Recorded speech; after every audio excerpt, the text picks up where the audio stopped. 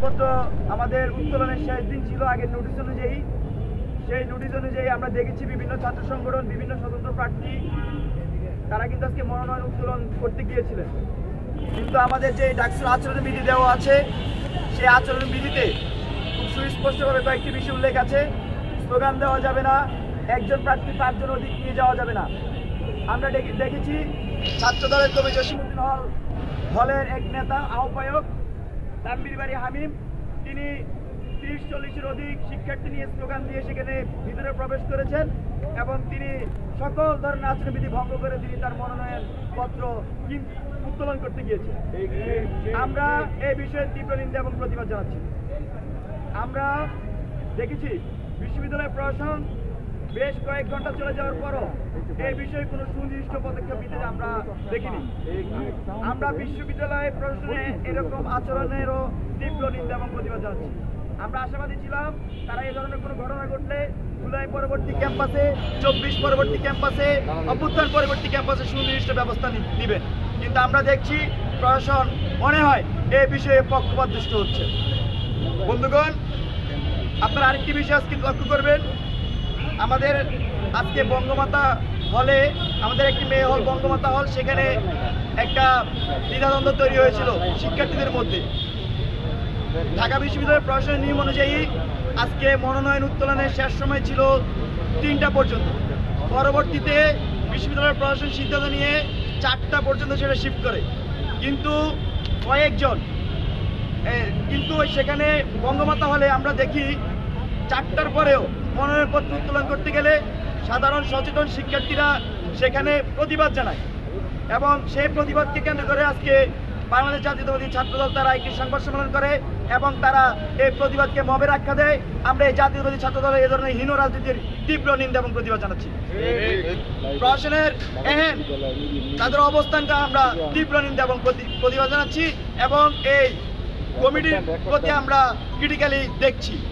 আমরা সেখানকার শিক্ষার্থীদেরকে আশ্বস্ত করতে চাই, এখানে আপনাদের প্রতিবাদের কারণে যদি আপনাদেরকে কোনোভাবে কেউ ক্ষতিগ্রস্ত করার চেষ্টা করে, বাংলাদেশ গণতান্ত্রিক ছাত্র সংসদ আপনাদের পক্ষ লড়ে যাবে। এছাড়াও আমরা দেখেছি যে আপনারা লক্ষ্য করবেন, আজকে বেশ কিছুক্ষণ আগে একটি নোটিশ এসেছে বিশ্ববিদ্যালয় প্রশাসন থেকে। মনোনয়ন উত্তোলনের আমরা ডেট দেখেছি 1 দিন বাড়ানো হয়েছে এবং জমাদানের ডেটও 1 দিন বাড়ানো হয়েছে। নর্মালি আমাদের তফসিল ঘোষণার পর মনোনয়ন উত্তোলনের জন্য সময় দেওয়া হয় 12ই আগস্ট থেকে 18ই আগস্ট।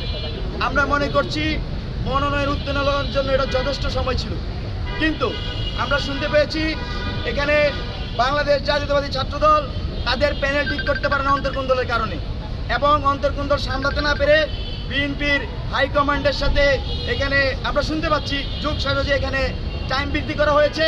কিন্তু আমাদের শিক্ষার্থীদের সাথে অন্য কোনো ছাত্র সংগঠনের সাথে এই বিষয়ে কোনো ধরনের বিশ্ববিদ্যালয় প্রশাসন আলোচনা ছাড়াই এই সিদ্ধান্ত উপনীত হয়েছে এবং আমরা মনে করি বিশ্ববিদ্যালয় প্রশাসন বা ডাকসুর যারা এখানে দায়িত্বরত আছেন তারা এটি শিক্ষার্থীর সাথে ঠিক করেননি, তারা পক্ষপাতদুষ্ট হচ্ছেন দিন দিন।